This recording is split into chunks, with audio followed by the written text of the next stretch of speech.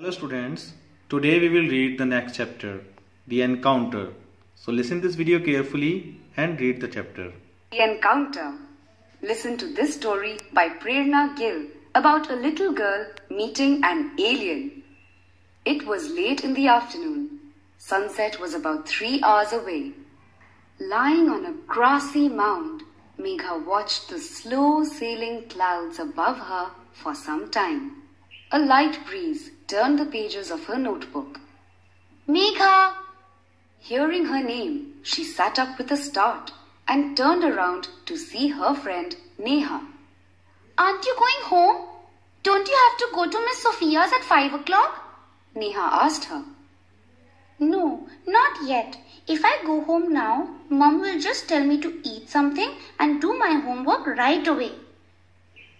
And what's wrong with that? Megha made a face at Neha. Okay, I won't say anything. You stay here and daydream. I'm going home. Neha stomped off angrily, leaving Megha to continue what she loved doing, gazing up at the sky and watching the clouds make different shapes. There's nothing wrong with a little daydreaming, Megha called out. However, there was no one around to listen to her. Everything grew quiet. Even the school building in the distance looked empty and lonely. Megha turned her attention to her notebook. The homework question made her smile disappear. It was an essay question, asking her to write about an amazing experience. She picked up the book and thought for a while. Then she slammed it shut and laid it back on the grass. Homework, she grumbled aloud. She watched the clouds go by. One looked like an elephant in a skirt, she thought. It made her giggle.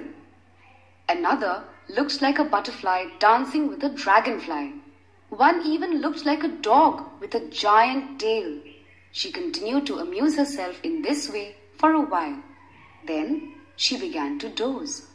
That was when she saw it. A bright streak of gold darted across the sky towards the woods. She sprang up and wondered what it could be. She started to imagine all kinds of things. She thought of a fallen star and wondered how pretty it would look. She also wondered if it was a fairy, a beautiful one in a white and gold gown, or even a fire-spitting dragon. She ran off towards the woods. The woods were scary. In the darkness, the trees looked like they were waiting for something to happen.